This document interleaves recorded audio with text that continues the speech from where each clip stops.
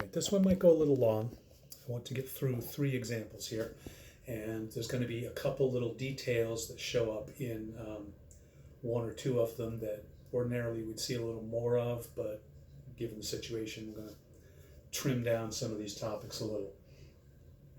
Integral from 0 to 2 of 10 minus 5x to the 3rd power dx. This one, very straightforward. You know that u is going to be 10 minus 5x. You know that du is going to be negative 5 dx, which means dx is going to be du over negative 5. No surprises there. Our lower limit is going to be 10 minus 5 times our lower limit here. Again, because we need to convert an x value by plugging it into a u value. And that's going to give us 10. And our upper limit is going to be 10 minus 5 times 2, which is going to be 0. So now we've got our integral from 10 to 0 of u to the 3rd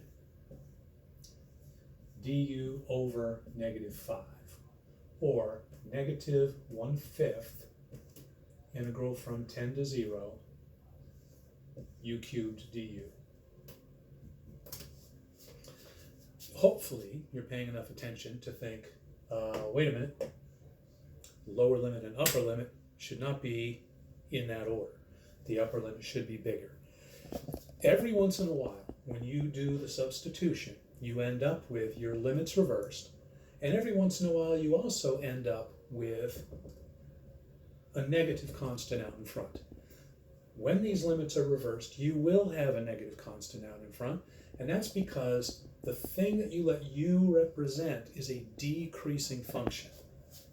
So if you've got a decreasing function, and you've got your x values here, x and x, and you convert those to your u values, the one that came from the upper x value is going to be less than the one that came from the lower x value.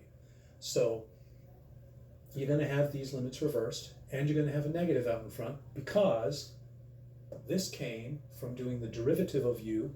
If the derivative of u is negative, it's decreasing. You can just flip it. 1/5, 0 to 10, u cubed du. So when these are out of order and that's negative, turn it positive, put them in the right order.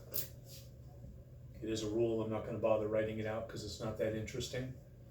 And it doesn't actually show up too terribly often. This is going to be u to the 4th divided by 4 from 0 to 10.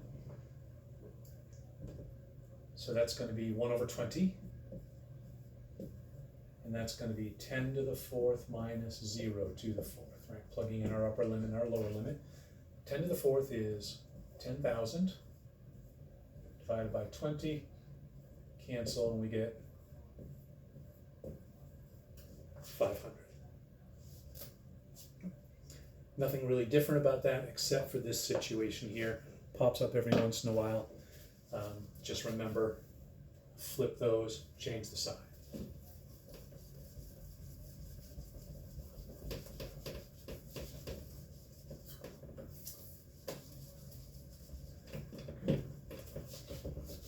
Try to get 2 more in. Let's do integral from negative 5 to positive 5. Now let's do 0 to 5. 0 to 5 of x times the square root of 25 minus x squared dx. You should maybe pause this, graph that, take a look at it, and maybe do the calculus and find out what number we should get as a result here. U is obvious, 25 minus x squared.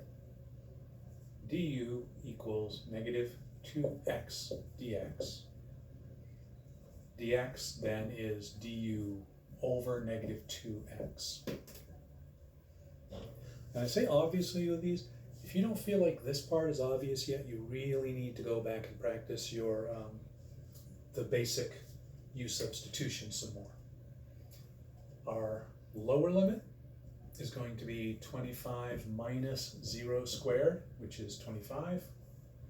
And our upper limit is going to be 25 minus 5 squared, which is going to be 0. And we have that situation again, right? Where we've got a negative here and our limits are out of order.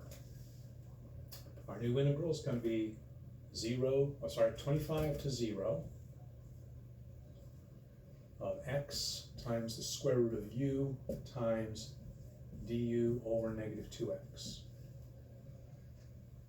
And when we simplify that, we pull the negative 1/2 out in front, our x's cancel, and we're left with 25 to 0 just square root of u du.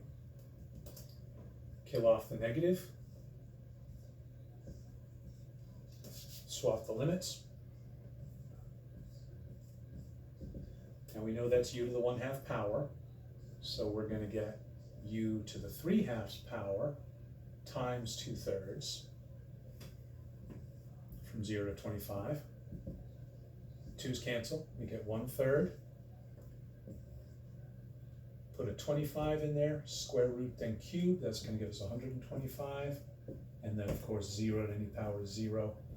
We get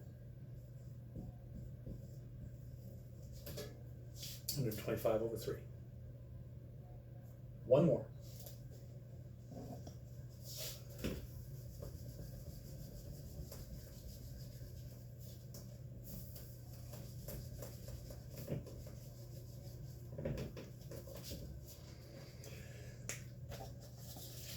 We got 0 to 4. 1 over the square root. Yeah, you know what? That's almost the same as the last one. I'm not even going to bother with that. Let's call it good here. Do understand that we have talked about meat and potatoes and gravy and all that fun stuff. Integration is meat and potatoes. U substitution, definitely meat and potatoes. At the end of the semester, when I look at your final exam and I have to make a determination, are you ready for Calc 2 or not? The primary thing I'm going to look at is what did you do on the page of the final that had to do with U substitution. And there is a page that consists of 3 or 4 problems that require U substitution, and that is going to be the make it or break it thing. If there's one thing you're going to practice your ass off with this semester, make it U substitution. That concludes Chapter 4.